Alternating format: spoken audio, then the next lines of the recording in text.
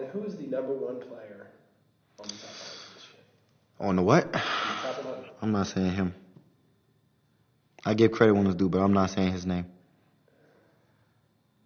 I don't know who you're talking about. Yeah, you do. I'm not saying his name, brother. I'm sorry. Joe Burrow. I'm not saying that guy's name. He's good. He's amazing. He's good. Not gonna lie. I'm salty, though. I'm a little salty. 2 years in a row. But I'm putting Burrow first.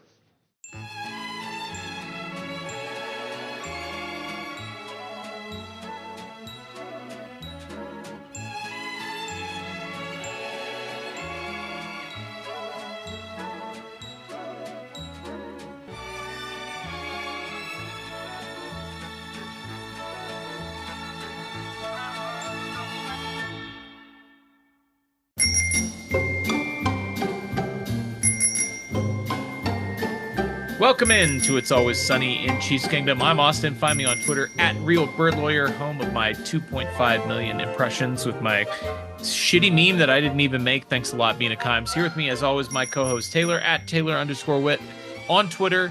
Chiefs are 1-0. What's going on, buddy? Home of me dunking on a Broncos fan 4 years after he said that the Broncos were guaranteed to win the AFC West in the next 2 years. So that was fun day today for me as well. But just having a ton of fun on social media, like it's a pox, it's a plague upon our society. But I will say that I had an incredibly enjoyable 72-ish hours after the Chiefs won that game in dramatic fashion on Thursday night. We have a great show for you guys today, brought to you by Fansided. We have news. We have what is happening. We have a recap of the Chiefs' first win of the season over the Baltimore Ravens, 27-20 at Arrowhead on Thursday night. And we have a preview of the Week 2 matchup against the hated Cincinnati Bengals, 0-1, coming to, I didn't see any of them saying see you all at Burrowhead after they lost that game to the Patriots. Funny how that works. On Sunday afternoon, but a little bit interesting. Let's dive into it. We have a ton to get to, and let's kick it off as always with news. I am traveling tomorrow. I have a wedding to go to on Friday. We're recording this on a Tuesday evening, so there is no injury report yet, but we have pretty good idea of where the Chiefs stand on the injury situation. Andy Reid, after the game on Thursday, said we came out relatively healthy. There are no new injuries to report. We'll see where Hollywood is at with all his tests this week. So obviously we don't know at this juncture if Hollywood is going to be playing on Sunday. It certainly seems that if he's not able to go this week, it certainly seems next week against Atlanta would be a likely target for him. He's right in that window where we could see him coming back. And boy, we'll talk about it. But obviously his return to the lineup would be absolutely huge considering what we saw from the Chiefs on Thursday night without Hollywood Brown. But on the Bengals side of things, we do have some early injury news regarding T. Higgins, one of their 2-star wide receivers. He had a hamstring injury pop up late last week ahead of week 1, didn't end up being able to go on Sunday against the Patriots, and per Adam Schefter, unlikely to go in week 2. Now, it's always a little bit dicey with these early injury reports when you have guys like Shefty getting involved here, though. Usually if they're getting information like that early in the week, it's coming from a team source. You could pretty much take that to the bank. So it sounds like T. Higgins will likely miss this week again with that hamstring injury. You got to love that injury situation for the Chiefs. Absolutely. Combining that with the uncertainty with Jamar Chase situation. Now he did play last week, but he claimed he had food poisoning on Saturday. I don't really know if anybody bought that story. He had contract poisoning is what he had. And he's upset. They asked him why he didn't get the ball much. He said, you're going to have to ask the coaches. So things are not going well in Cincinnati. Everyone's kind of realizing that they've turned back into a pumpkin. They now haven't been to the Super Bowl in three years. And, they're probably never going to get back. We are going to talk more about the Bengals as we get deeper into the show, including all the toxicity coming out of that organization in the wake of an embarrassing loss to the Patriots at home on Sunday. But before we get into what is happening, let's talk about another little piece of contract news came out on Thursday. Now, I know what you're thinking. The Bengals, they got this Jamar Chase contract in the bag. They're going to drop it on Thursday night as the Chiefs are unveiling their Super Bowl banner. No, No. The contract news this year was Noah Gray signing a 3-year extension to remain with the Chiefs, and he went out and celebrated by having a couple of big catches on Thursday night. A surprising extension, obviously not one that was really on the radar, but he's been a pretty good little piece for the Chiefs and a successful draft pick for Brett Veach. Good to have him back in the fold. Yeah, it absolutely is. Like you said, good pick. He's been a receiving threat. Jared Wiley is a dude also that they're really excited about, and with Kelsey now, going to play the next 2 years, you kind of wondered if there was a spot for Noah Gray in this rotation, and there is, even with Mahomes' bodyguard Peyton Hendershot being on the team as well. They showed Noah some love, and he's come up with some really big catches. And he's not a volume guy, and maybe he never will be, but he's pretty sure-handed. He's a guy that when Pat throws to him, I feel pretty good about it. And they do a lot of fun stuff with tight ends. They do a lot of good 2 and 3 tight end type of stuff, and clearly that's important to the offense's success. So I was really happy to see that. Yeah, I mean, he had 3 catches on Thursday. 2 of them went for first downs. The other one went for 11 yards. And, I mean, he really is like sort of a diet baby Travis Kelce. Like if you squint, if you're watching TV out of the corner of your eye and you see him make a catch, sometimes, it'll fool you a little bit, I've been right? And confused obviously, Yep. he's never going to be Travis Kelce. But, you mentioned Jared Wiley, and obviously when we've talked to guys who have contacts inside the organization, our friend Charles Goldman, for one, everybody's really excited about Jared Wiley. Jared Wiley didn't have a target on Thursday night, and it was Noah Gray, three targets, 3 catches for that 37 yards. So he was still involved. It's great to see him back in the fold and a very reasonable contract for him. That's going to do it for the news. I mean, the NFL is back, and I think that's the perfect time for us to get back to what is happening. Let's start in the division with what is happening with our division quote unquote rivals. I almost said San Diego. I swear to God, it almost came out of my mouth. I saw Chargers Raiders. I almost said San Diego and Oakland. It was the Los Angeles Chargers against the Las Vegas Raiders. Chargers 22, Raiders 10 in Jim. Damn it. Jim Harbaugh's return to the NFL. Played John. Justin Herbert, 17 for 26 for 144 yards in this game and a touchdown, 4 carries for 6 yards and a sack. The Raiders took 4 sacks in this game. Of course, Gardner Minshew, they lost the turnover battle 3-0. They got stopped on a 4th down. They missed a field goal. And they also had an all-time cowardly punt in this game. Now, yes, Antonio Pierce, I mean, former player, he was a linebacker, right? Like he's all rah-rah. We're going to out-physical you. We're going to beat the shit out of you. We have this plan to beat the Chiefs. They embarrassed the Chiefs on Christmas Day. Toughness. Rah. We're the Raiders. They had 4th and 1 from the Chargers 43 down. I think it was down, 10 in this game? And they kicked. They were down. They were down multiple scores by this. Yeah. And they punted the ball on 4th and 1. This was a 99.9th percentile cowardly punt.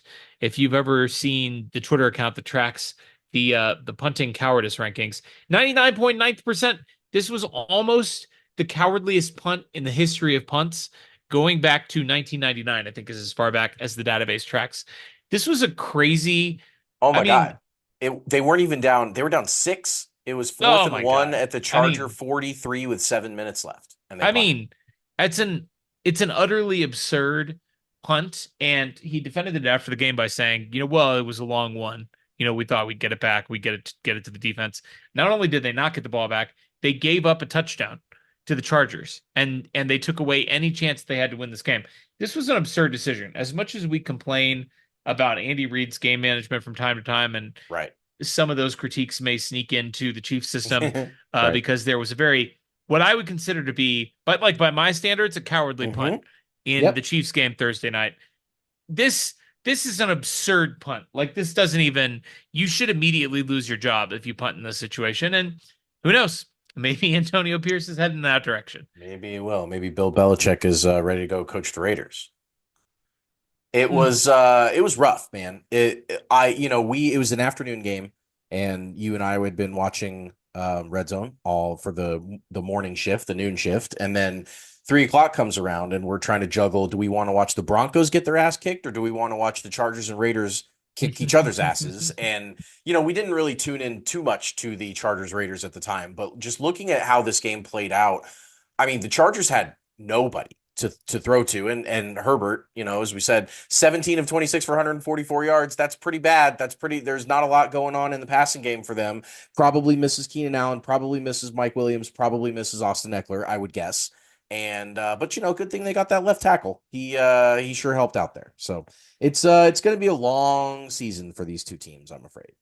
I'm not afraid. It sure is. It sure is. And it's going to be interesting. The Chiefs will see the Chargers in a few weeks, have to wait a little bit longer to see the Raiders. But let's talk about our other division, quote unquote, rival. And man, you want to talk about bad passing attacks. Jesus Christ. The Denver Broncos scored 20 points somehow against the Seahawks, who defeated them with 26 of their own. I don't really understand how the Broncos scored 26 in this game. For one, they got 4 points on 2 safeties, which is not only 4 points on the scoreboard, but also essentially 2 turnovers that they got from Seattle. Seattle having to punt the ball away, give it back to Denver, and lose 2 points on the scoreboard. That's part of it. But Bo Nix, now we've dunked on the Broncos quite a bit in the offseason, deservedly.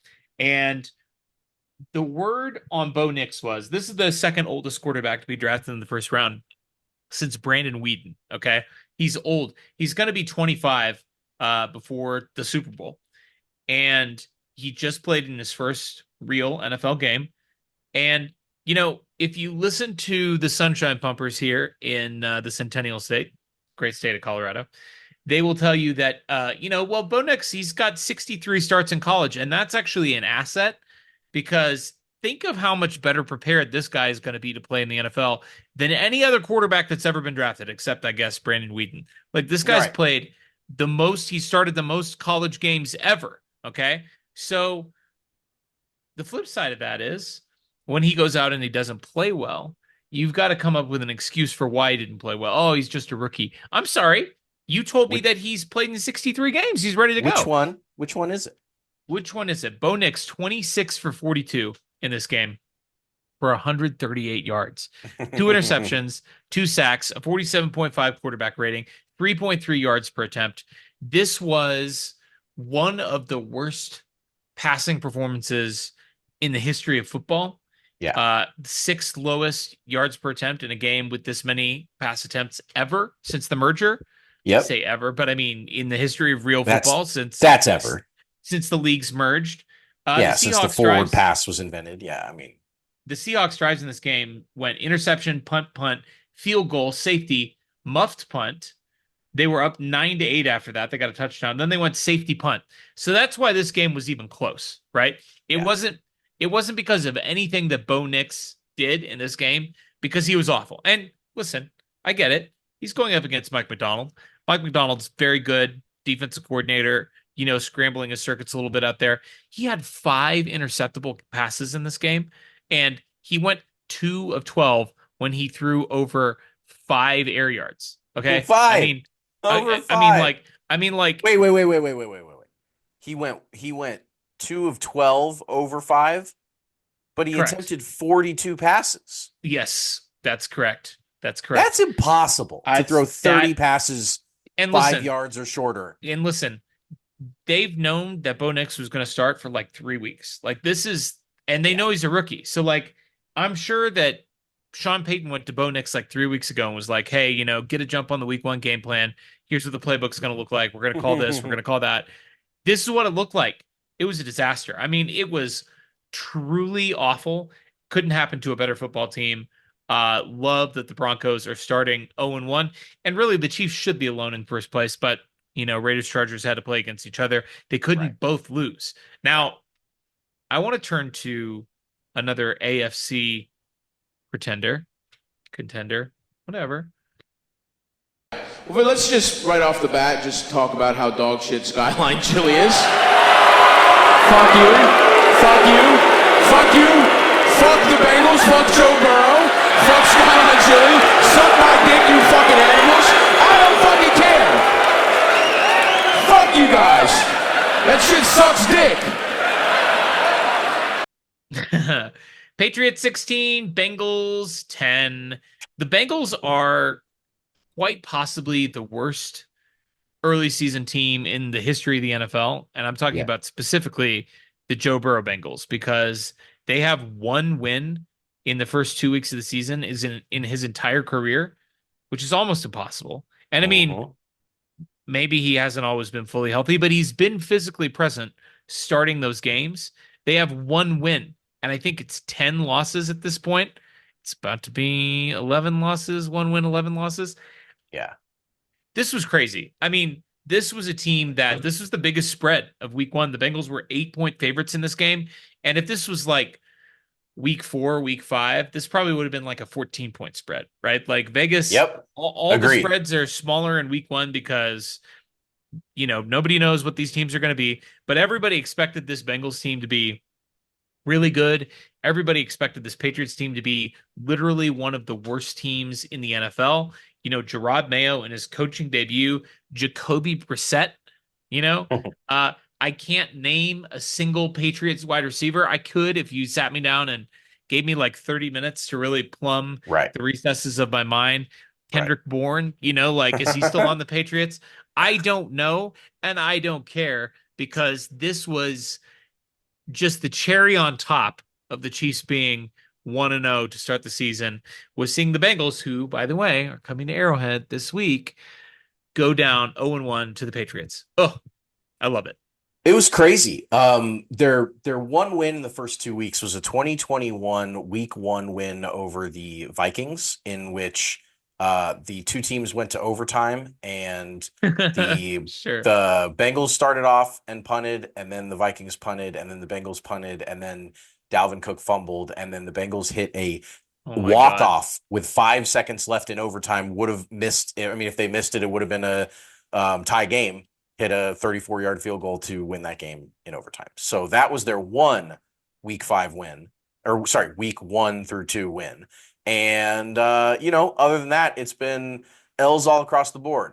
They lost to New England this year, Baltimore. They've lost to Cleveland, Dallas, Pittsburgh, Chicago, Cleveland again, Chargers. They've lost to everybody. And they're about to add, as you said, Kansas City to that list. This is the hardest of all of those games that they've played in the first 2 weeks, is coming into Arrowhead when the Chiefs fucking hate you. Like, this is and the Chiefs smell blood, obviously. I mean, this Patriots game was a joke. It was an absolute, they had a home game against the worst, one of the worst team. Now, obviously, Carolina exists, so the Patriots aren't quite the worst team in the NFL, but certainly a bottom 3 team in the NFL.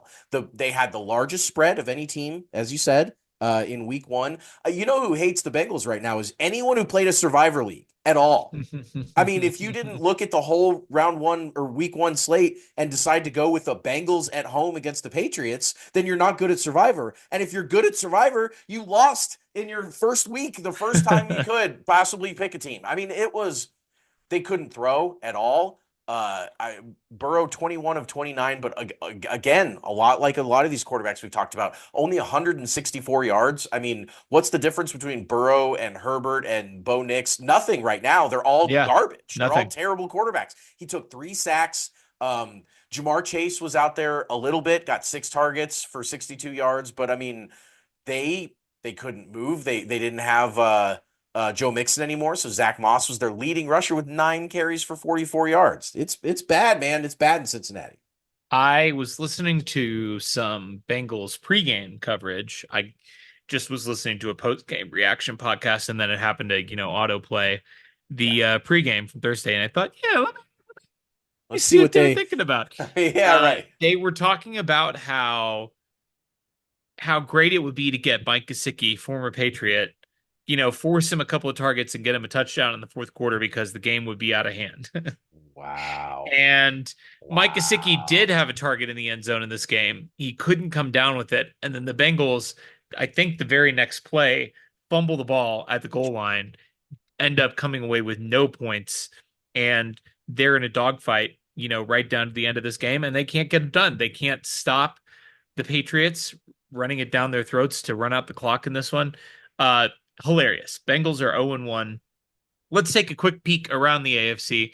Really, the other teams that feel like contenders that also won week one. The Texans beat the Colts in a really fun AFC South matchup featuring 29-27.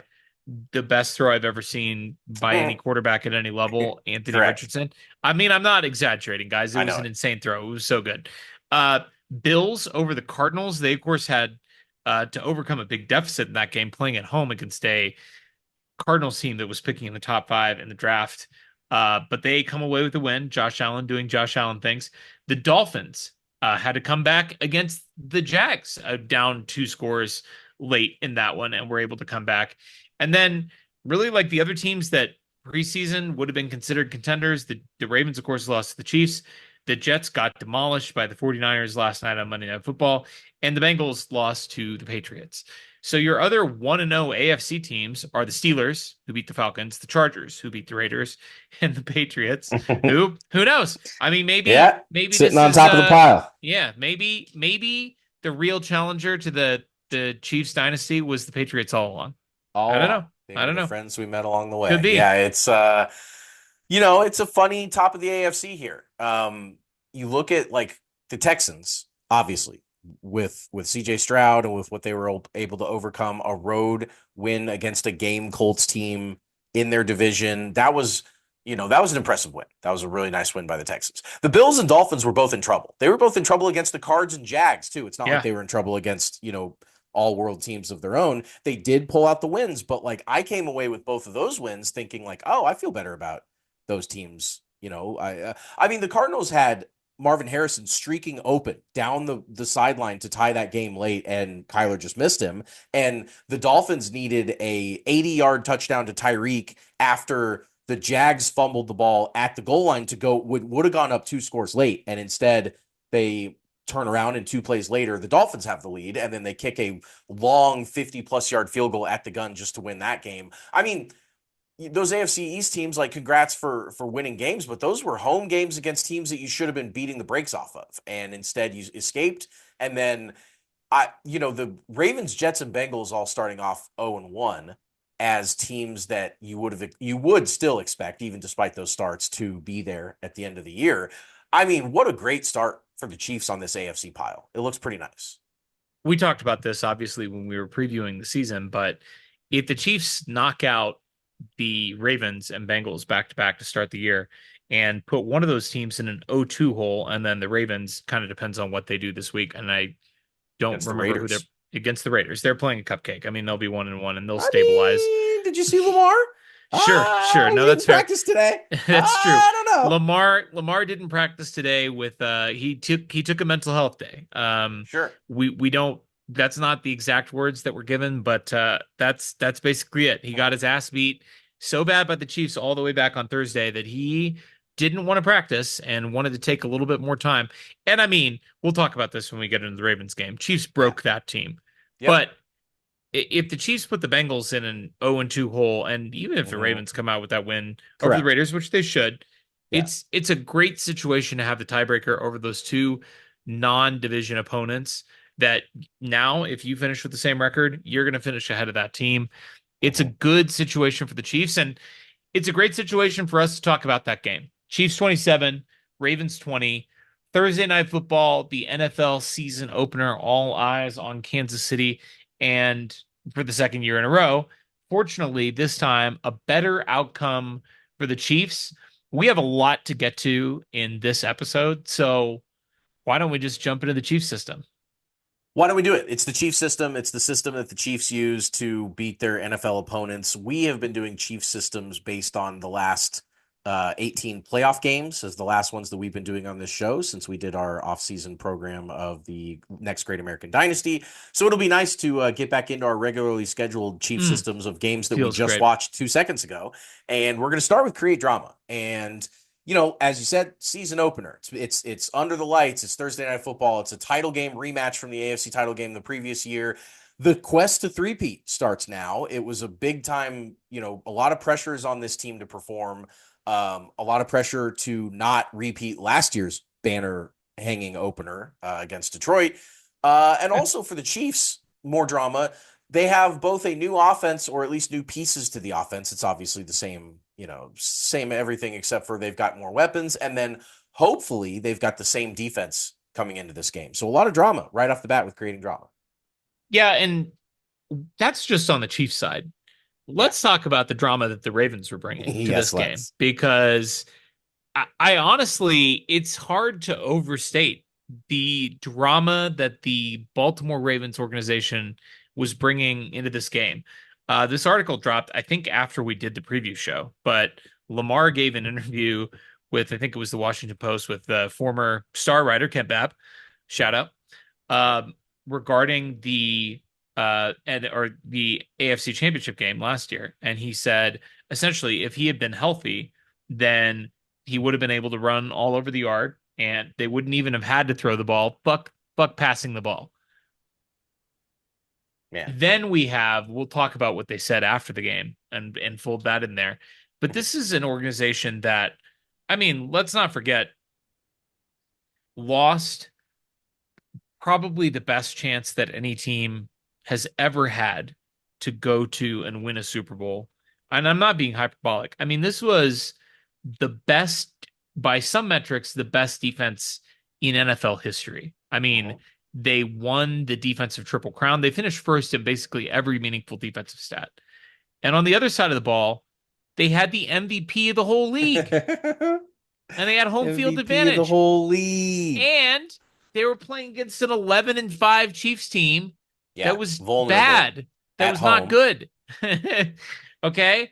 Yep. And they lost that game. And, it's crazy because they gave us credit at the time. And then ever since then, leading up to week 1, it was, you just hear him talking. And you hear him kind of chipping away, like, okay, they acknowledge it. They beat us. Lamar called us his kryptonite, and then now suddenly here we have it the day before the game is kicked off.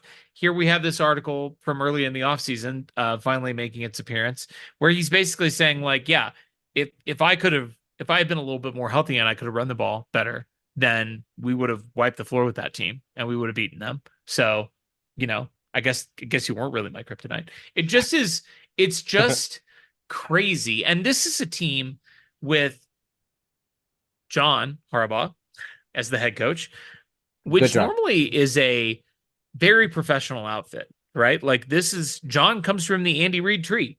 Yeah. This is usually an organization that has its ducks in a row and doesn't have its players saying wild, irresponsible, stupid shit to the media.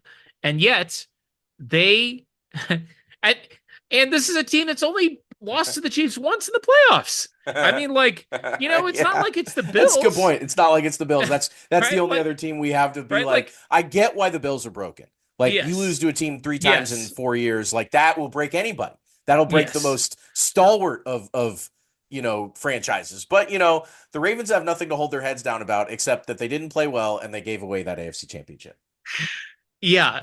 So drama created, the Chiefs playing, chasing destiny, the Ravens chasing the record for most butthurt team in the history of the NFL. And they're probably going to get there. Handle adversity. So the Ravens start off with the ball. They converted on their opening drive a 3rd and 11, a 3rd and 9, and a 3rd and 1. And they cap off an opening 11-play, 70-yard drive that took 7 minutes, took a 7-0 lead. And, they probably were feeling good about themselves. And by the time they hit a Gatorade and got to check the playbook to see what their next drive was going to do, they had to get back out there because the Chiefs handled that adversity by going on their own much faster, much sexier 5-play, 67-yard drive that only took 2 minutes and ended on a gorgeous 21-yard end around to new weapon Xavier Worthy and a tie game. On this drive, Rashee Rice had 27 yards, including the only 3rd down attempt that was converted. The offense was back. They were clicking. They were moving. They scored with the fastest player in the league on an end around. Pretty good way to handle the adversity of a opening drive punch with the Chiefs counter punching for their own 7-point drive. I love it. And there was a lot of talk, obviously, during and after the game about the pre-snap penalties that were being called on the Ravens. First of all, they were not lining up correctly. And Right. second of all, if you want to complain about the NFL penalizing or emphasizing a penalty in the opening game kickoff, where was that energy a year ago if you're a Chiefs hater? Because we all know what happened with Jawan Taylor, and he was getting They loved penalized it a again year in this ago. game. They all loved it. Not quite as heavily as he was last year, but again, drew a couple of penalties in this game. Yeah, this was the way. This is what we all wanted to see, and the Chiefs knew what we wanted to see. Now they wanted. I'm sure Andy. I'm sure he's not into fan service. He just wants to win the game. But if he I was, don't know, I can man. imagine how this conversation went. Right, like he's like, all right, first play of the game, we Yeah. bomb it deep to Xavier Worthy. That's what everybody wants to see. They all want to see the deep passing attack come back. They want to see the fireworks. They want to see us go to town on this team. I'm sure the Ravens actually probably do think about that, right? Like you think about how teams want to attack you early and the kinds of things that you want to set up and be able to combo off of later in the game. And this Ravens team, obviously with Kyle Hamilton, best safety in the game back there, they're just not vulnerable to that kind of speed over the top. But what they were vulnerable to is getting absolutely gashed over the middle over and over by Rashee Rice. And then Xavier Worthy in a convoy, just an absolutely beautifully blocked end around where he just squirted right on through there. Now, the speed was essential to this play because although the blocking was immaculate, a slower player isn't able to hit that little gap and get into the end zone. Really, the last 8 to 10 yards on that play, you need the extra gear. And we saw the extra gear, and it's so fun to see the extra gear. It's the best. It's great. Yeah. What you also need, other than the speed, is to be a little tiny wide receiver so that you can squeeze through some of those gaps and get in there. So all those haters saying that his size would be a detriment, turns out you got to be kind of a little guy to weave in and out of traffic and score a touchdown in the NFL. That's right. So suck on that. So that was the handling of the adversity. We now get to inspire some hope, the eye in the Chiefs system. And the next 3 offensive drives for Baltimore went 4 plays and a punt, 1 play and a Chris Jones strip sack, and 6 plays and a failed 4th down attempt. The Chris Jones masterclass on getting around the corner was, you want to see your superstars come out early and make a big impact. And that was like, oh yeah, Chris Jones. Oh yeah, a first ballot Hall of Famer on the defensive end or a defensive line that is still, he lines up in the middle. He lines up on the edge. He does everything you want him to do. He knocks down passes. He's hilarious in interviews. He's the best. And so he strip sacked Lamar, and it was recovered by Felix Anudike-Uzomah, which was pretty cool. Good to see his name come up in a big time play early on in this game.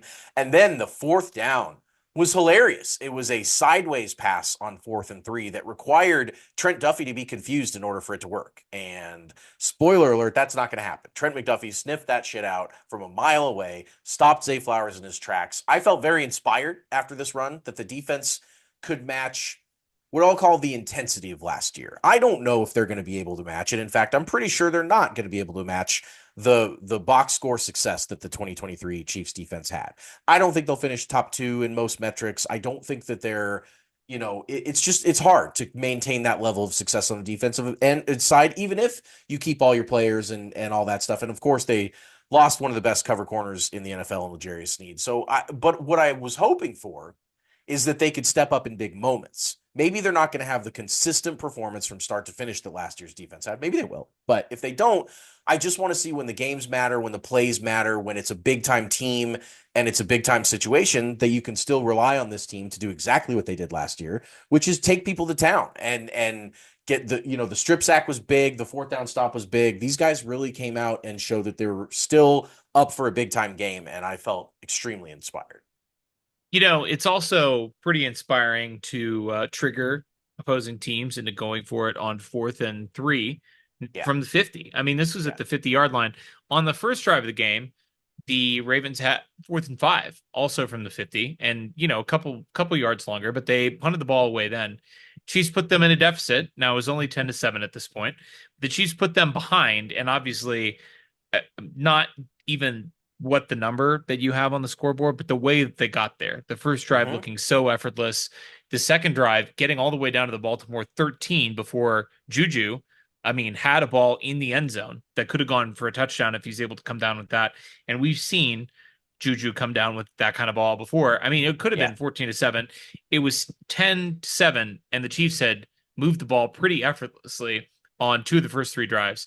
We have then the Ravens back at midfield making the decision to go for it on 4th and 3. Now, this is an aggressive team. I'm not saying that this was totally out of character for them, but I do think there's something to what is inspiring hope to us is inspiring dread in the Baltimore Ravens. And we've talked about it endlessly, the back-to-back touchdowns to start the AFC Championship game against a defense that had gone literally years without giving up back-to-back touchdowns to start a game.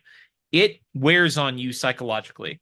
And the Ravens, I'm sure we'll talk about this throughout this recap, but like the Ravens came into this game, this really felt like they were approaching this with the intensity of a playoff game.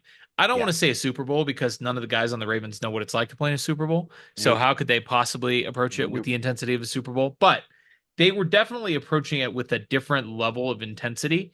And I think already by this point in the game, we're only on I. You could tell that the Ravens were getting frustrated, and you could see Lamar, on the sidelines. I don't remember if it was after this drive or one of the other early drives, like jumping up and down and throwing his arms in the air and yelling at his offensive line and his skill players. And, that's what the Chiefs do to people.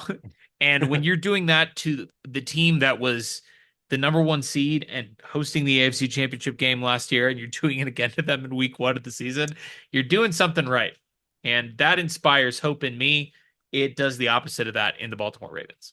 Exactly right. The E in the Chief system is engaged physically, which let's talk about Derrick Henry, shall we? Yes, please. He had 13 carries for 46 yards rushing. He didn't catch either of his 2 targets. That 3.5 yards per attempt ranked 65th of his 87 career games with 13 or more carries. So he was bottled up in a way that he's not usually bottled up. It ranks 1 spot on that 87 games below his 3.6 yards per carry in the 2019 AFC Championship, where he got 69 nice yards on 19 attempts. So, the Chiefs have shown in big games against Derrick Henry, especially recently, that they're up to the task. And some of this was also that Baltimore didn't seem to understand how to use the player that they reportedly had been trying to get since last season's trade deadline, because he's such a downhill I-form back, and Lamar is a shotgun quarterback. Lamar's not super comfortable under center, and that's kind of where Derrick Henry, makes his money. And the usage of the two guys just seemed at odd for the opening week game plan. They would kind of split Derrick Henry out into a pistol and then try and hand him off, and he's kind of moving laterally first instead of up and down. And it just didn't seem like they knew how to use their new weapon. And the Chiefs were so locked in on Henry when he was in the game, which he didn't play. They kind of went away from him as this game started to become a shootout. He carried the ball less and less as the game went on, which is also, he had 13 carries in this game. Derrick Henry's main superpower, if I were to assess it, is that by the time the third quarter gets around and you've tried to tackle Derrick Henry 25 times already, you are worn out. You are sick of it. You can't do it anymore physically. And, he wears you down so that he can pop the big ones at the end of the game. That's always what he did as a tight end. And for him to only have 13 carries in this game just meant that they weren't using him to wear the Chiefs down. And the Chiefs they didn't care. They took care of business in this department. They engaged physically. They bottled up the king. And they kept the Ravens kind of away from doing something. I think the Ravens thought that if we have Derrick Henry and we have Lamar Jackson in the backfield, teams are just going to shit their pants and they're not even going to know what to do. And they're not even going to be able to tackle either of them. We're going to fake the ball to Henry. All 11 defenders are going to follow Derrick Henry, and then Lamar is just going to be able to dance. I think that's what they really thought was going to happen. And the Chiefs gave him a big dose of reality early on that, no, this guy's maybe a little washed, but also you don't know how to use him. And also we're badasses on defense. It was a great, great showing by the defense. Yeah, and then the Ravens came out after this game, and this is interesting because they did not say anything like this in the lead up to the season.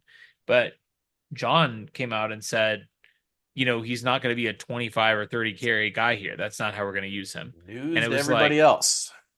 well, that's interesting because that's what everybody expected you to do, and that's And also, where why not?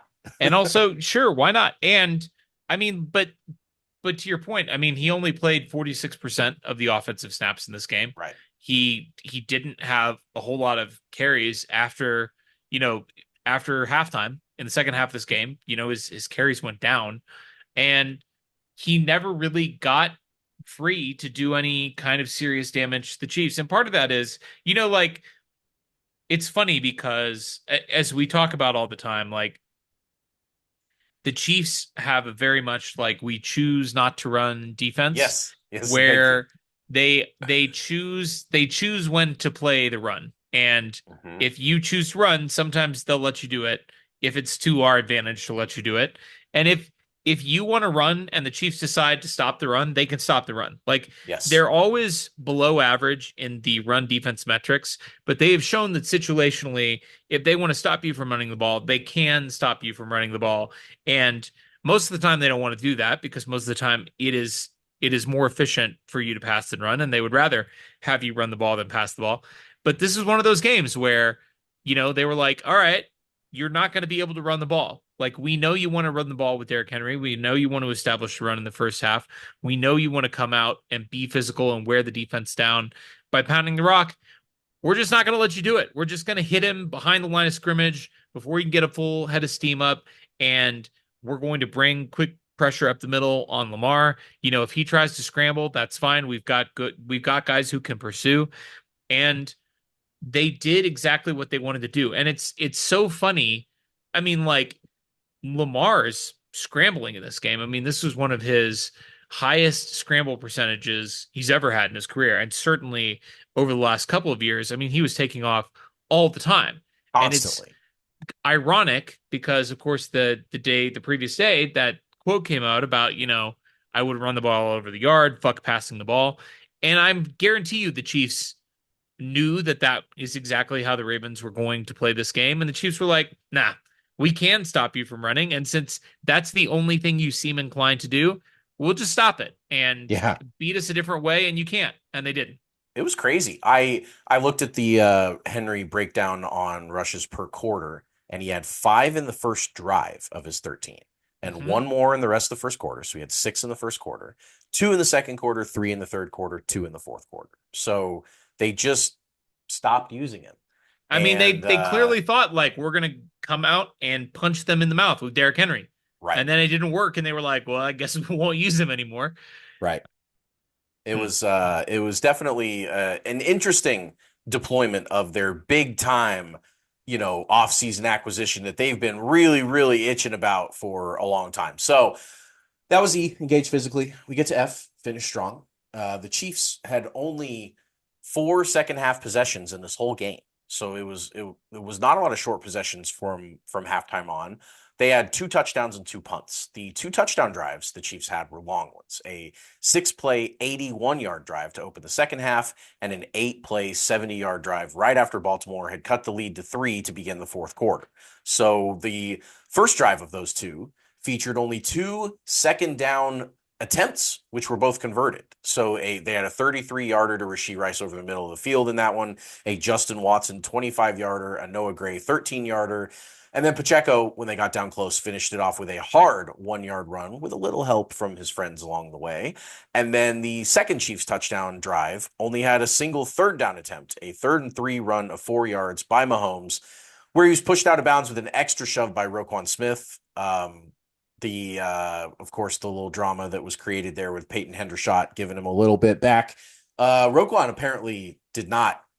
He threatened Peyton Hendershot after the game, said he's got to watch himself. Very just unprofessional response by what amount. It's not like Hendershot hit him. He just kind of gave him a little shove and yelled back at him because he pushed Mahomes to the ground. So it was very interesting drama there. But the rest of this drive, that second touchdown drive, was a little bit of Pacheco run sprinkled in, another Noah Gray catch for 13 yards. And then The moment that we will all remember. The Ravens and their rookie defensive coordinator, who had not called plays at any level of football before, they decided to leave Xavier Worthy wide open down the right sideline. It was a failed pass off of coverage. And of course, you give Pat Mahomes receiver streaking down the sideline. He can turn around, catch it with his back to the end zone, flip around the other way, and stroll in. The Chiefs outscored the Ravens 14-10 in the second half, which qualifies to me as finishing strong, given their struggle scoring late in the year, last regular season. Worthy scores his second touchdown on only his third NFL touch. That's finishing strong to me. Yeah, I mean, I want to make two observations here. The first, let's pick up where you left off on Xavier Worthy. I get that in some ways this is an unimpressive touchdown because it's a blown coverage. I think it was Marlon Humphrey had the coverage at cornerback and clearly was expecting to have safety help over the top, and he had nobody behind him. And he just let Xavier Worthy run by him, and then he turned around and he said, "Uh-oh." Oops. And he held up his hands like, why did you like do Honey this Badger to me? would. Why did you do this to me? Where's the safety help? Somebody's supposed to be covering this guy. Where's Dan Sorensen? Right, exactly. By that time, Xavier Worthy's already in the end zone. But listen, a football game involves a lot of different choices and a lot of different information, and speed stresses defenses. Okay, like knowing where Xavier Worthy is on the field is essential to a defensive coordinator. And every once in a while, you're going to make a mistake and you're going to forget about that guy, or you're not going to see, the Chiefs are going to motion him a certain way and you're going to get lost, and you're going to forget that, oh yeah, we need a safety over here to help Marlon, because if Xavier Worthy gets a clean release and runs by him, he's cooked. There's just no way he's ever going to catch up. And everybody else on God's green earth is cooked. Exactly, right.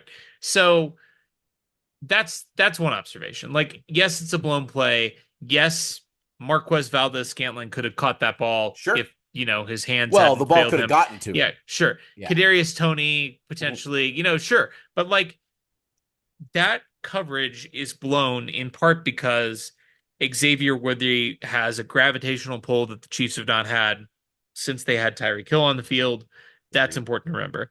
The other observation I wanted to make when we're talking about finishing strong is just about Roquan Smith. And this to me was the most damning, except for maybe Lamar deciding to take a practice day off because he's still so upset. So extreme butthurt is what he's out with practice with. Just unbelievable. But man, this Roquan Smith thing is crazy. First of all, he clearly hit Mahomes late and out of bounds. Clearly. And he accuses Mahomes of flopping, which, like, first of all, if you hit him a yard out of bounds, you have committed a foul. It doesn't matter whether he sells it by tumbling over. Like, it doesn't matter if he's flopping. You committed a foul. You hit him out of bounds. That is a penalty. Okay. So, and it was not called, for everybody that thinks the Chiefs get all the calls in every game and we buy the refs and whatever. It wasn't called. Pat doesn't get the call in this situation. It was essentially, on the opposite side of the field, and obviously a different game situation, but it was really similar to the AFC Championship game against the Bengals. It's a blatant late hit out of bounds that should be a penalty every single time if the referees are calling the game fairly and if they're paying attention, which apparently they weren't in this situation. So first, to accuse the quarterback of flopping is hilarious because we all can see the tape and we all know that whether he sold it or not, and like, why wouldn't he try and sell it? He didn't even get the penalty even after trying to sell it, right? Like, that's where we're at as Patrick Mahomes. You're never going to get those calls because, the league hates the Chiefs. Let's just be honest. The referees don't favor us. And in fact, it's the complete opposite. But on top of that, to threaten Peyton Hendershot for defending his guy who you hit late out of bounds is just utterly absurd. It's total clownery. It's buffoonery. It's just and to do all of these things after a game where you lost and you couldn't hang, and your season ended 2 games ago when you played the Chiefs, and now you just played the Chiefs again. Back-to-back games for the Ravens against the Chiefs. the last game they played last year, the first game they played this year, you lost. You lost both of those games. You lost both of those games by 7 points. And really, obviously, I'll lump Isaiah Likely in here too, coming out after the game and being like, if that's the best they've got, good luck in the playoffs. It's not. We're playing in our first game of the season. We don't have Hollywood Brown. You're healthier than we are. Like you're the one that's hitting our quarterback late out of bounds and not getting a flag for it. Like I'm not sure saying good luck in the playoffs to the 2-time defending Super Bowl champion, 15-3 in the playoffs, Kansas City Chiefs. I don't know if that's the road Isaiah Likely wants to go down. Oh my God. So the Chiefs finished strong. The Ravens finished the opposite of that. I mean, they finished weak. Not only did they finish weak, they've been getting weaker. They're literally doing the I'm not owned as the entire team shrinks into a corn cob. Yes, that is a great way of putting it. One more thing on the Peyton Hendershot thing. A armored linebacker with a helmet and shoulder pads on pushes the quarterback out of bounds, and a street clothes tight end puts one hand on Roquan Smith and yells at him to stop hitting my quarterback late. It's not like Peyton Hendershot slugged him. It's not like it was a, like there are so many things that you could get upset at a person for after a game that did some bullshit and that you wanted to call them out and say they better watch themselves, like you're going to fucking jump them in an alley or something. But what Peyton Hendershot did was so pedestrian. It was so Roquan Smith was never in a moment of danger or physical harm in that interaction. And yet he comes out and wants to big boy him and say, you better watch yourself. Like I'm surprised he's not going to get fined by the league, and maybe he will. I haven't looked or bothered to look because now that the Chiefs are done playing the Ravens, I don't think about them at all anymore. So let's move on. Let's move on to separate entirely. Let's separate entirely. So Baltimore gets the ball back down 7 with a minute 50 left, their own 13-yard line, no timeouts. And at first, it's the Isaiah Likely and Lamar scrambling show. Lamar finds Likely unguarded basically for 8 yards on a little check down, and then Lamar scrambles easily for another 9. Likely unguarded again by anyone in sight for another 8 yards, and then Lamar scrambles for a first down again. So they kind of found their formula for the first couple possessions or first couple first downs in this one. And then after 2 short passes to Justice Hill and Likely again, they set up a deep bomb to Rashad Bateman, who makes definitely the best catch of his life, maybe the best catch a Ravens receiver is going to make all year. He's falling away. It's a 38-yard rope from downfield, and he gets both feet in. I still don't really I don't see Rashad Bateman ever making a play like that again. But no, they get down to the Chiefs' 10-yard line. Now, the Ravens had run out of timeouts after their defense couldn't get their act together earlier in the half. They had multiple timeouts used on just procedural issues. They burned 2 of them on just couldn't get plays in, couldn't get things. You got a rookie defensive play caller. That'll happen. And instead of spiking the ball after this long pass to Bateman, they try and run a play. And so they get up there, clock's ticking. Lamar drops back. He spends like 5-6 seconds in the pocket. I haven't timed it, but it's certainly a long time in the pocket. And then Likely, who had been streaking to the corner of the end zone open, by the time Lamar finds him and throws the ball, it's way too late, and he throws it too high. And so now we're down after that play to 10 seconds left in the game after 37 seconds were on the clock when Bateman catches the ball. And so the difference between being on the 10-yard line with 37 seconds to go and being on the 10-yard line with 10 seconds to go is insanely different. You can run anything you want with 37 seconds. You don't have to worry about time. You can even get tackled in bounds and run up and spike the clock or run another play. 10 seconds and now you're cooked. Now it's a couple plays. So one play later, clock's at 10 seconds when it hikes, and Lamar Zay Flowers is streaking on the back of the line of the end zone, completely uncovered. Lamar throws it like a good 5-10 yards to the left of streaking Zay Flowers, and it's incomplete. Now, the play-by-play says that Zay was the intended target. After the game, we've talked a lot about after the game, Lamar said that he wasn't even throwing to Zay Flowers. He was throwing to Rashad Bateman. Sure, not a great sign if no one can tell who you were even throwing to. So it's not like it absolves you of missing a wide open target if you say, I wasn't throwing to the wide open guy, guys. I know it looks like I was. Like, that doesn't help you. That's not an argument to say that I'm actually good because I was thrown to a guy that was double covered that you couldn't even tell I was throwing to him because of how off the throw was. It was a bad play by Lamar. And obviously he should have been throwing to Zay, and he probably I don't like to break your flow in the middle of these fine. here, but the Rashad Bateman thing, I think he also said in the same interview that like essentially I don't remember if he mentioned this, but if you look at the play, like Bateman like runs himself into coverage, right? Like he cuts the route off and comes down to the front of the end zone into coverage. So like if he was throwing to Bateman, it would have been a pick. Like I mean, it would have been a dumb decision. Like saying after the game that you were throwing to Bateman, first of all, you weren't close to hitting him either. And second of all, he was covered. He actually wasn't open. He was the worst play than you can say I missed him. Exactly. I was on the run. I was moving left to right. The explanation doesn't even make sense. Like it just doesn't make sense. Like if you were going to Bateman, childish lie. That's what the Ravens are doing right now. They are petulant and they're just out there being like, I didn't miss him. I was throwing to that other guy. You guys don't even know. Not the last childish lie that we'll hear from Lamar, even in this segment. No, we won't. And then, of course, speaking of that, we all saw Isaiah Likely not get his toe down inbounds on the final play of the game. The Ravens had celebrated, and they signaled they were going for 2. Everyone thought that the Ravens were going to go up there and run a play to try and win the game. But, of course, replay doesn't lie. Isaiah Likely's toe absolutely hits down first, despite what you'll hear Ravens fans say. Some crazy lies on the internet, like maybe the toe didn't actually touch down.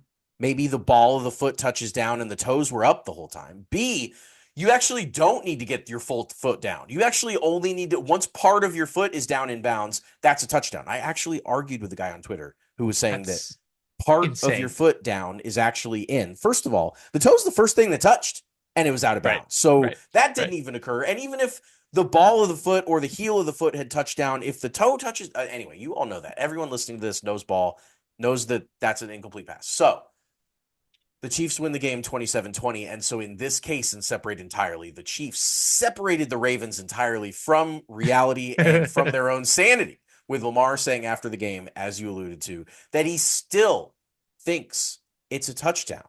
And then he skipped practice today to pout about it. It was a unbelievable masterclass of separating entirely by the Chiefs, and they have broken the Ravens, as you said. I love that, separating them from reality. That is exactly what the Chiefs have done. I just, the only thing that I can say about the touchdown that wasn't the incomplete pass that was that. I mean, all these creative arguments, and this is the sign of the times, Taylor. Like the Chiefs make opposing teams and opposing fans and all their haters completely crazy. Because for as long as instant replay has existed in the NFL, which now is 30 plus years, we've seen plays like this happen hundreds of times. And never in the history of NFL instant replay or catches or anything has anyone ever doubted that this is an incomplete pass until it happens to the Chiefs on Thursday Night Football to kick off their quest for a three-peat on back-to-back banner night. And then, and only then, are people making these insane arguments about, well, maybe the ball of the foot hit first and only part of the foot has to be in bounds for it to be a touchdown. No, that's never been how it works. It's never been like that. Not for how about the decades arguments and decades. How about the arguments of, well, they should have called it a touchdown because we want to see the game end on a football play. So they should have just ignored the rules in this case, right? How do people just like they should have 2 years ago themselves into thinking that this is how the game should have ended, with the refs just saying, we actually want the game to end a cooler way than this. That's not how it works. It's just completely crazy. It's completely crazy. And also, so you'll hear a lot of Ravens fans saying that they were a toe away from winning the game, right? That they were as close to winning the game as you can possibly be without winning. They were a millimeter, a centimeter away from winning. They're doing the same thing that the Niners did. They're doing the same thing that the Bills did, where they say, oh, that one event that happened before the end of the game didn't go our way. Therefore, we would have won the game if that event had gone our way. Right. They completely ignore the fact that they needed to go out there and execute a 2-point conversion. And if they don't get it, they lose. And if they don't get it, they lose the game. Just like the Niners ignored that if Jimmy G doesn't hit Emmanuel Sanders over the top, or if he does hit him over the top, the Chiefs still get the ball back. Just like the Bills ignored that if Tyler Bass doesn't kick that ball wide right, that the Chiefs would have gotten the ball in a tie game. Like, Right, these with 2 people minutes just left. say that they lost the game by this one play because if this one play didn't go the Chiefs' way, then everything else would have. It drives me nuts. So no, the Ravens did not lose this game by a toe. They lost it by a toe, and then a subsequent play that they never got to run. And people are crazy. And the Chiefs separate everyone from reality. Is honestly what they do. They separate entirely for the entire NFL world that is not the Chiefs from what they would actually be doing and talking about if it just was a different uniform. If the Chiefs just were another team, if this were Ravens Bengals on this Thursday night game instead of Ravens Chiefs, the entire NFL landscape, they would have all been talking about this game a different way. But it's the Chiefs, and they separate everyone from reality. I love it. Let's do our awards. And for those of you who have not heard the show before, first of all, welcome. But we have 3 types of awards. They are inspired by It's Always Sunny in Philadelphia. We have our 5-star men who, through their play on the field, are shouting out. We have our wild cards, who are capable of anything. And we have our trash men,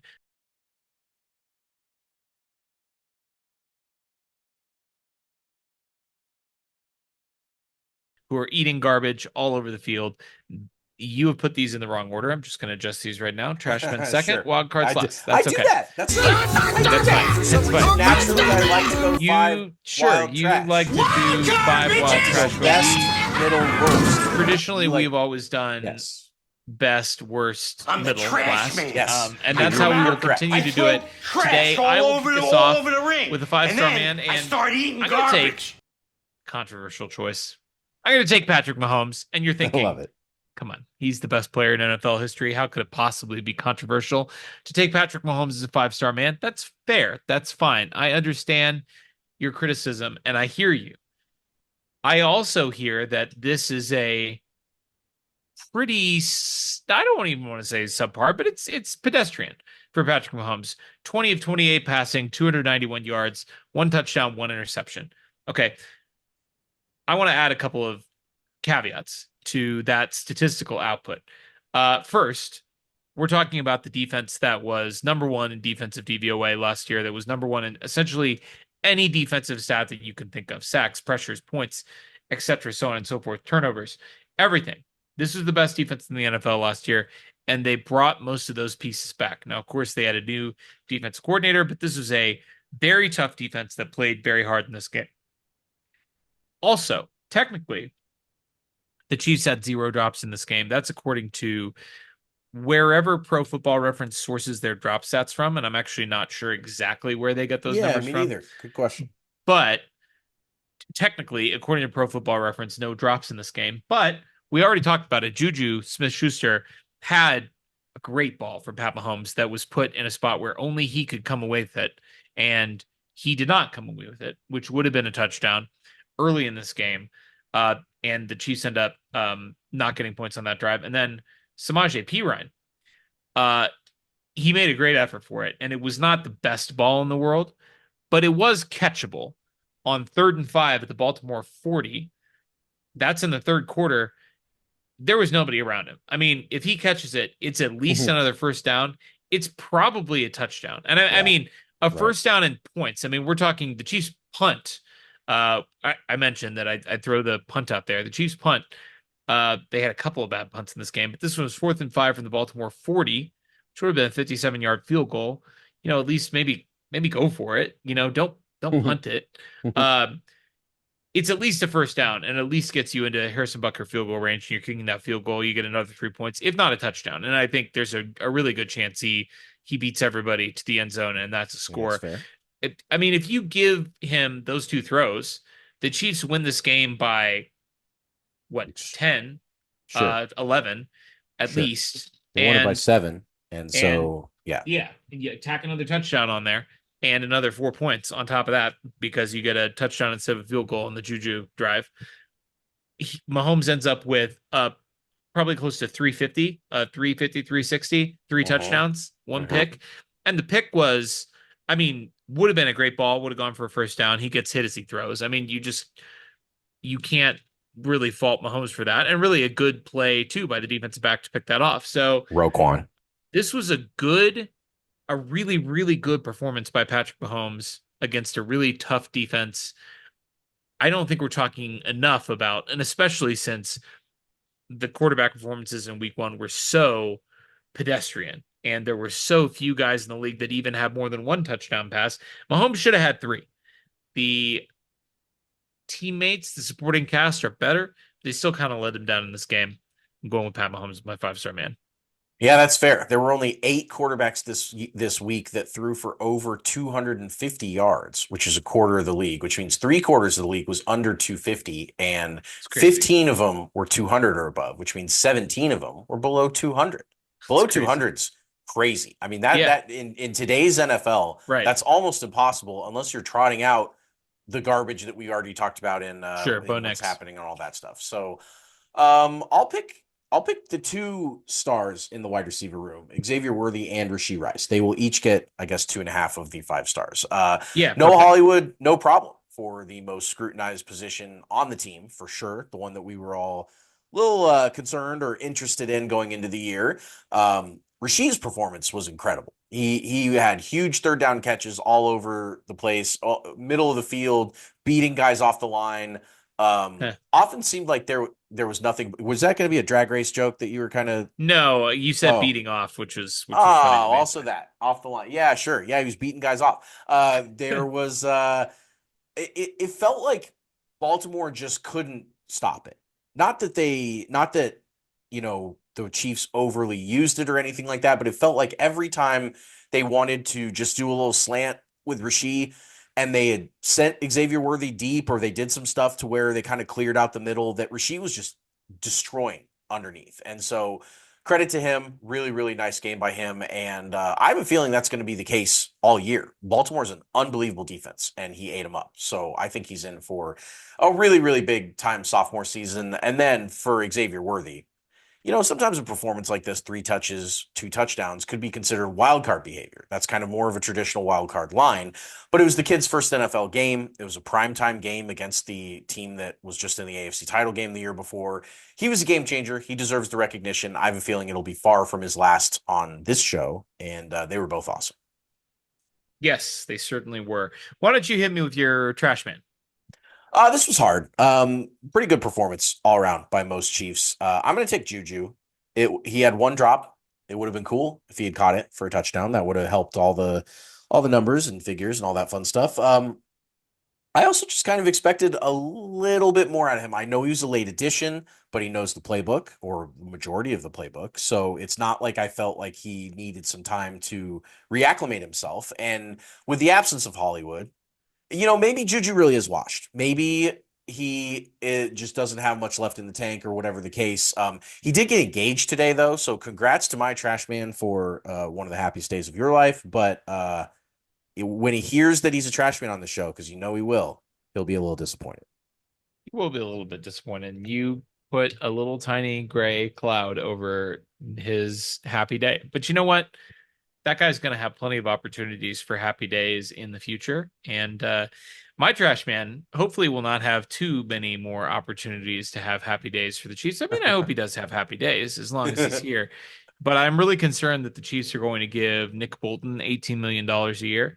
And Nick Bolton was awful in this game. And I get that, he was sidelined through a lot of camp. His conditioning might not be all the way there. And admittedly, this is not the kind of team that necessarily best suits Nick Bolton's skill set, because so much of what they do is misdirecting you with speed and getting you running side to side and east-west, not north-south. But Nick Bolton was really bad in this game. He obviously looked completely lost in coverage, which is not unusual for Nick Bolton. One of the touchdown plays, obviously Nick Bolton was responsible for covering Isaiah Likely and was literally like running in circles around him. It was rough. Not covering him. It was terrible. It was bad. And I get that, you're not a guy like Nick Bolton, who's really like a two-down thumper linebacker, should not ever be in coverage for that long. It was a tough ask for him to cover, likely in that scenario, but it just looked ugly and it looked bad. And the Chiefs have had and continue to have. Tranquil has been really good. Willie Gay was good in this role for a number of years. They've had guys who can cover at the linebacker position, and I guess that just makes it look all the uglier when Nick Bolton is out there doing what he does. Yeah. He also, I mean, he whiffed a couple of times in the run game. I'm hopeful that he'll get back to his peak, which is still a useful player. But, at this point, bring back Leo Chenal. Give that money to Leo. I mean, he's the one that has taken a leap. He's the one that is an all-time athlete at the position. You've already given money to Drew Tranquil. If the Chiefs are going to invest in somebody, I'd rather have it be Leo Chenal than Nick Bolton. And Nick Bolton did not have a good game on Thursday. Yep, that's fair. Wild cards. Give me yours. Wild cards. I'm going to go with Matt Araiza. He had 3 punts, 48-yard average, along a 56, one inside the 20. He has an unbelievable cannon leg, and every time he punts, you really don't know what he's capable of. And, there were some of it was some decision making more than it was Araiza himself. Punting from the 40, as we talked about, not a huge fan of that. It was a touchback, and so if you're going to punt from the 40, you got to pin him deep. You cannot punt from the 40, punt it into the end zone, and have a net of 20 yards on a punt. Terrible. That's a turnover. Awful. That is a turnover. That's really what it is. And, that's not all on him, but it's partially on him. So I'm just I'm pleased with him. He was not graded very well. I saw the punter grades, and he was like second or third to the bottom. And to double up on that, number one was Tommy Townsend from the week. So, that was a bit of a hit. But I believe in the kid. I think he's got a hell of a leg. I think he's going to come up with some big time punts for the Chiefs when they need them. And really, anytime the Chiefs are punting, I'm already pissed off. So it really doesn't super matter to me how effective the punt is. Sure. It's already a loss that they're giving the ball away. So I'm going to go with him for my wild card. Yeah, I think that's fair. I'll take Travis Kelce, and I'll defend. So first, this was an odd game for Travis Kelce in the pass game. 4 targets, 3 catches for 34 yards. He played 89% of the snaps. So, at first glance, you see that box score and you're like, oh, they're limiting Travis Kelce, and right. They're scaling back his role as he ages gracefully. They're saving him for the stretch run. Not really. He played 89% of the offensive snaps really in this game. He just wasn't targeted that much. His incompletion with Mahomes, I mean, a ball that could have been caught, and that was when the Chiefs were down in the red zone. I think it was on the second or third drive of the game.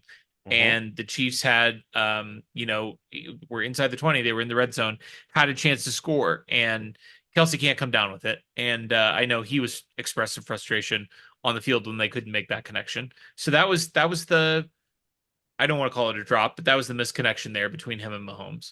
Sure. You'd like to see them connect on that play and for the Chiefs to get in the end zone on that drive.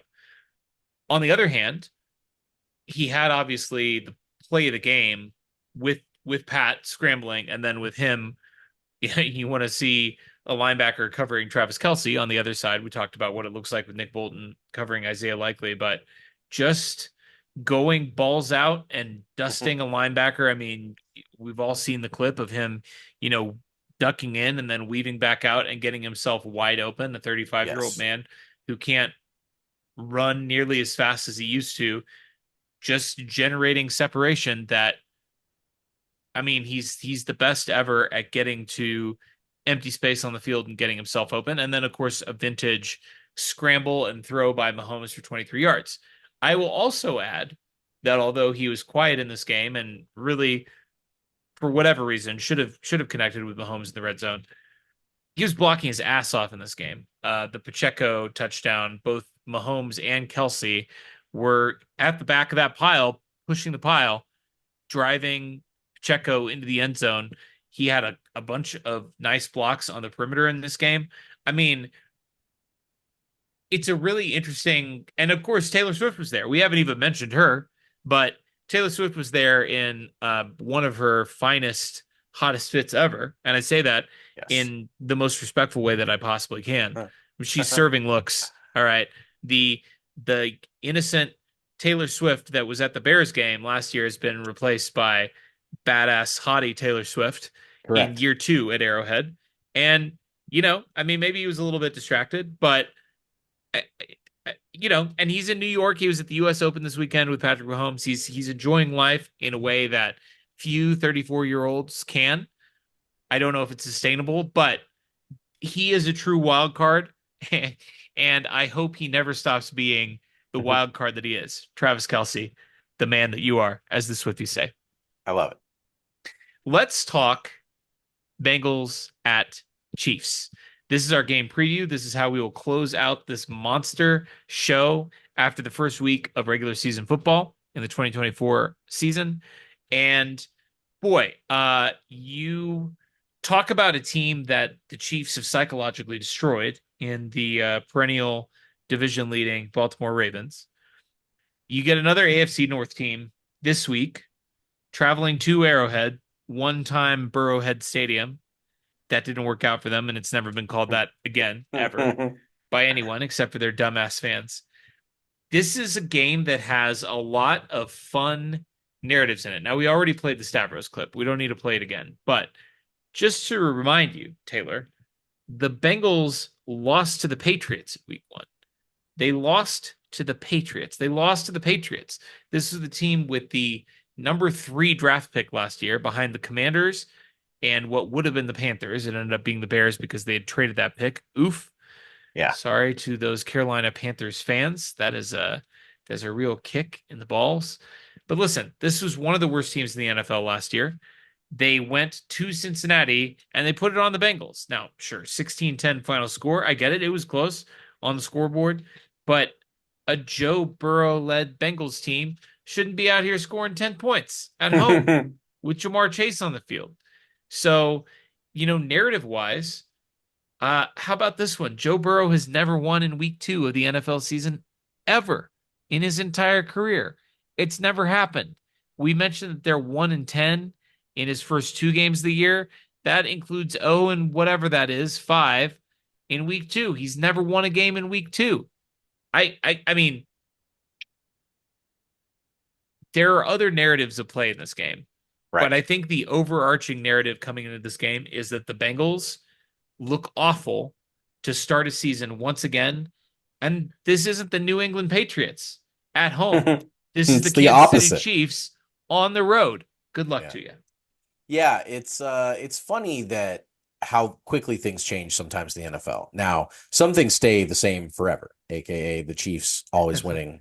But, this game very easily, especially when the schedule was announced, like the narrative was like monster AFC matchup, like sure Burrowhead Part 2 and all the different, but like 1 week into the NFL season, 1 week of seeing this team, go to or stay at home. I almost said go to Foxborough, stay at home, have the Patriots come in town and lose, don't have T. Higgins, have a mess with Jamar Chase, have Joe Burrow cut his hair and look like Slim Shady. Like there's all kinds of stuff going on with them that's just bad vibes. And so now they're like, the Chiefs could kill them this week. And I don't mean on the scoreboard, although I do mean on the scoreboard, but like they could kill their season with a win right here. And I'm ready for it. Let's start there before we jump into the X's and O's, because I really do think this is my first time putting this take out on record. I have not, I thought about and then deleted a tweet about this over the weekend, but you've got T. Higgins, who's on a 1-year deal. He's back on the franchise tag, right? Like he does not have a long-term deal beyond this year. Yeah. You have Jamar Chase, who still has 2 years left on his contract with the 5th-year option, but has made it very clear that he wants to get paid. And I mean, all wide receivers are malcontents, at least the good ones. They're all malcontents. The good ones. Yeah. The enemy speaks softly and carries a knife. Yeah. Denny Right. They're all the Denny Carter tweet. Yep. But Jamar Chase is like, he just has that vibe. I mean, every time the guy is ever on record with a reporter saying anything, you just get the sense that this guy is, in the mold of the greatest malcontents in the history of the wide receiver position, T.O. Antonio Brown, all of these guys. Jamar Chase has that in him. I'll just say it. So, yeah, Jamar Chase hasn't gotten paid. He's not happy about that. T. Higgins hasn't gotten paid. He's not happy about that. Why would either of these guys, aside from sheer hatred of the Kansas City Chiefs, which we know that they have, why would either of them even be pushing to play in this game? Right. What do they have to gain? And if the Chiefs win this game, regardless of whether either of those guys are playing, why would either of them be pushing to play in week 3 or week 4 or week 5? Why would either of them care at all about what happens in this season once the Chiefs have made it clear that this season is going to end whenever you play the Kansas City Chiefs, whether it's in week 2 or whether it's in week 19? It doesn't matter. Your season is over when you play Kansas City. Why would either of them push to play beyond sheer hatred of the Kansas City Chiefs, which they do have in abundance? Yeah, they do, and they wouldn't. You're right. There's a lot going on right now wrong with the Bengals. Like, as much as they want to pretend that their number one target is the AFC and the Chiefs and the Super Bowl and all that stuff, like, they've got to get their shit together. They've got to get their house in order first. And this is a horrible timing for this game for them. Like, it is. They couldn't be worse. Like, they really, really right now needed a pick-me-up game, a game like, I don't know, a home game against the Patriots or something like that to really just, feel like they were a competitive team again. And instead, they get to come into Arrowhead. I do not envy them at all. Let's talk about what's going to happen this weekend when the Chiefs have the ball. After 1 week, I have a DVOA update for you. Oh, yeah. Chiefs are in first in offensive DVOA. Order has been restored. Give me a hell yeah. Hell yeah. Just like we thought they'd be, right? Just like we thought they'd be. Just like they deserve to be. Ever since 2018, when the Chiefs were the number one offensive team in DVOA, wire to wire, that has been their birthright. That's their rightful place at the top of the mountaintop. And last year, as we discussed, they were only 8th last year. So it's pretty fun and pretty exciting to get back to first in offensive DVOA. Of course, it's week 1. There are some adjustments and some projections being made in there. They did not have the most impressive offensive output. Just statistically, the Saints put nearly 50 points on the Panthers. But listen, you put 27 on a historically good defense from a year ago. You did it despite missing some opportunities. You missed the ball or you moved the ball and then didn't convert a couple of drives, whether because you decided to punt, make some questionable punting choices, whether you couldn't get it into the end zone when you should have been able to get it into the end zone. The Chiefs are number 1 in offensive DVOA. We expect them to stay there. It's unclear whether Hollywood will be able to go in this game. We talked about that, but the early returns on the Chiefs' revamped passing attack in week 1 were very good. And now we get the Cincinnati Bengals, who were 17th in defensive DVOA in week 1. They were 23rd last year. And that had a lot to do with their secondary. The guys that will be tasked with covering this revamped Chiefs wide receiver room. They brought back Von Bell, former Bengal. They brought in Geno Stone, former Raven. But the Chiefs know this Bengals defense really well. And you have to think that Lou Anarumo, Lou Anarumo, to me, is sort of like every Bengal, right? Like, every single Bengal who has a reputation in the league has that reputation because of one game that happened 3 years ago now. I love this so much. That's great. I saw a tweet about this today. Everybody was like, how long are we going to let Joe Burrow coast on? Get away with it. Yeah. Losing a Super Bowl. And the answer is until somebody in the AFC that isn't the Chiefs wins the AFC, right. That's the last non-Chief to accomplish anything in the AFC, right? And it happened 3 years ago. But Lou Anarumo and Joe Burrow and Jamar Chase, and Zach Taylor, they beat the Chiefs 3 years ago in the playoffs. So can they do it again? I don't know. You got to think at this point they've got to be running out of ideas because let's face it, this Bengals team, like, everybody loved Lou Anarumo. Okay, Lou Anarumo hasn't gotten a head coaching job. I'm sure there's a reason for that. Lou Anarumo is a 50-something defensive coordinator for the Cincinnati Bengals. He presided over a below average defense last year. Lou Anarumo isn't that great. Joe Burrow's not that great. Jamar Chase isn't that great. Okay, like these guys are all just coasting on an objectively not even that impressive accomplishment from like 3 years in the past. Okay, this is like the person who was runner up for most likely to succeed in your high school, and then you all graduated. Dang. Now you all have jobs, and that's the Cincinnati Bengals. This is a long way to say that when the Chiefs have the ball, I'm expecting them to dominate this Bengals defense. Yeah, I mean, I think that great points. I love Anarumo being lumped in with all the other success of that team because you're absolutely right. They haven't done shit since that 2021 season ended, like all the other seasons in Bengals franchise history have ended with a loss. And you know, they're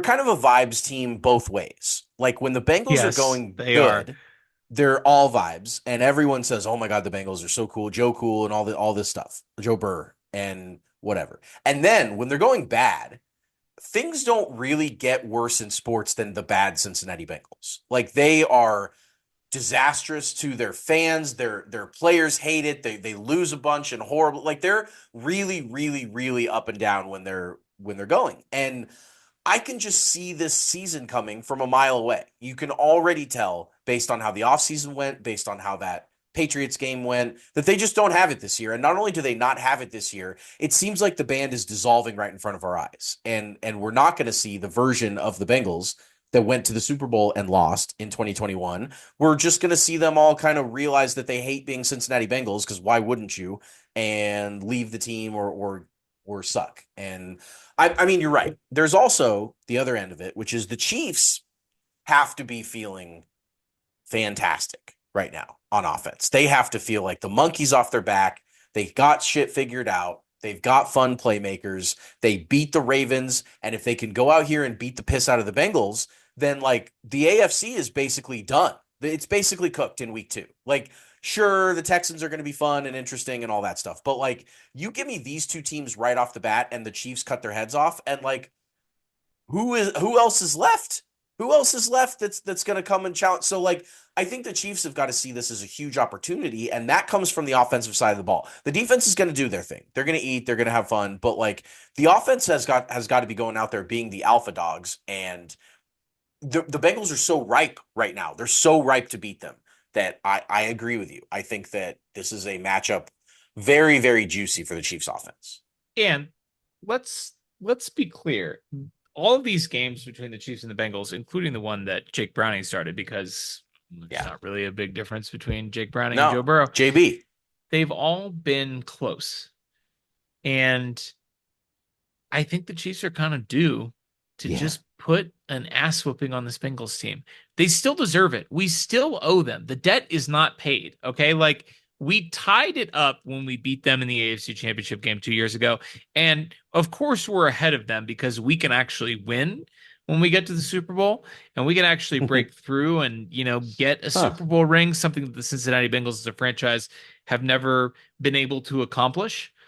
But I kind of think this Chiefs team still hates the Bengals and still wants to beat the shit out of the Bengals. And they have not. This is a great opportunity for them to do that.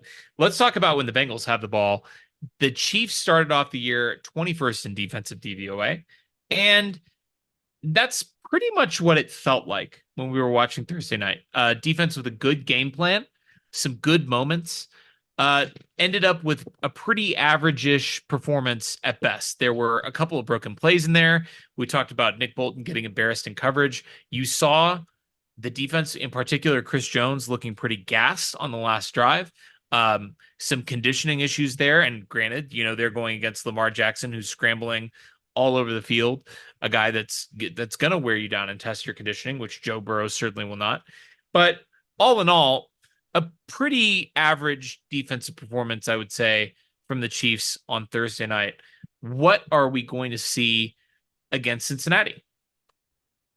Yeah, I mean, no T. Higgins helps a lot, right? Like, that's a big help, especially when the Chiefs are a little interesting at cornerback as far as depth and who's going to do what and all that stuff. If you've just got Jamar Chase, and whether that's McDuffie traveling or whether that's some Joshua Williams and whatever they end up doing with him. If he's your main concern, Spags is fine with one main concern on offense. In fact, he would prefer it that way. He can lock up coverages on one guy, and then the rest of the guys could just go out there and have fun and be free and ball out. And, Orlando Brown is very gettable from the edge, as we all know and remember. And Joe Burrow is not scaring anybody right now. And he's got this wrist issue. They were showing him like 10 different times during that Patriots game, shaking out his wrist and like reaching to pick up a water bottle, and he like winced. And he's not over this wrist thing by any means. He said he was playing basketball before the game to loosen up the wrist. Like, that's what you do when you're still hurt. That's not what you do when you're fully healthy. And so, you've got a lot of things going against the Bengals offense right now. They miss Joe Mixon. They obviously missed T. Higgins last week. They don't have Jamar Chase's best effort right now. They don't have him plugged in. They don't have him wanting to go out there and die for his team. They've got him pissed off, and they've got him saying, ask the coaches why I only got 6 targets. That is not the sign of a team that's ready to come into Arrowhead and beat this team. And that includes on both sides of the ball. I don't think that the defense is ready for what the Chiefs have on offense. And I certainly think that the Chiefs defense is ready for whatever the Bengals are going to try and do on their end. And I don't see very many aspects of this game that I'm very worried about. Let's talk about Joe Burrow's wrist for a second here, because this was a weird injury. It's not a normal injury. We've heard that this was not an injury that we've had a quarterback endure before. And this really is sort of uncharted territory in terms of the surgery and how it's being treated for him. And completely different situation, but it kind of gave me a little bit of Andrew Luck vibes on Sunday.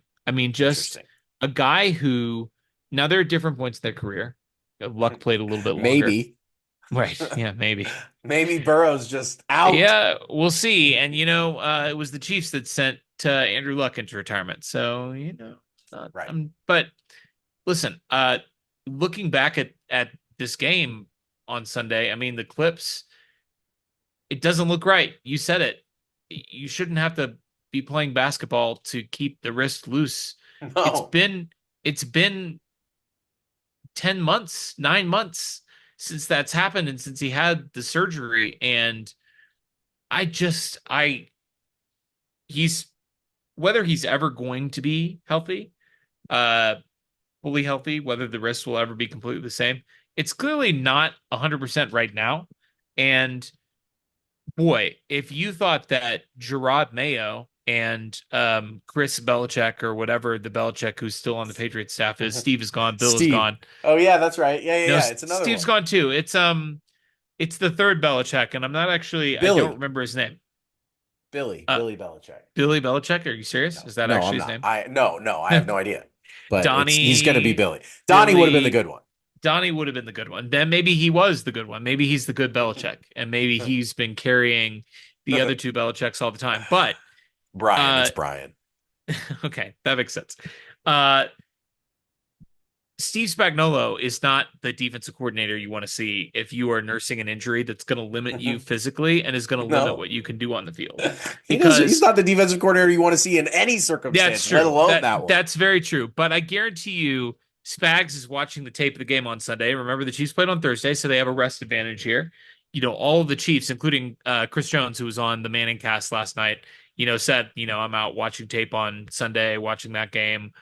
They all get a chance to watch that game live and prep that game live. I guarantee you Spags is watching that game and he's thinking like, oh, interesting. Well, it doesn't look like he's really generating the same kind of power that he would on these throws. Maybe we're taking some of these play calls for the Bengals off the table. And you do not want to be in a position against Steve Spagnuolo where you are taking your options off the table. You want to go in, he's going to come at you at the kitchen sink. You want to be able to have the kitchen sink to throw back at him. Because that's good. Because if you don't have all of your options available, every part of the field, every player, every part of the call sheet, Steve Spagnuolo is going to find your weakness, and he's just going to attack it and attack it and attack it until you die. And that's what I think is going to happen in this game.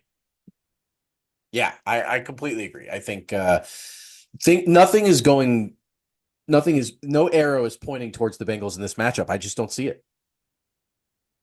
You want to pick this game? Let's do it. Let's pick it.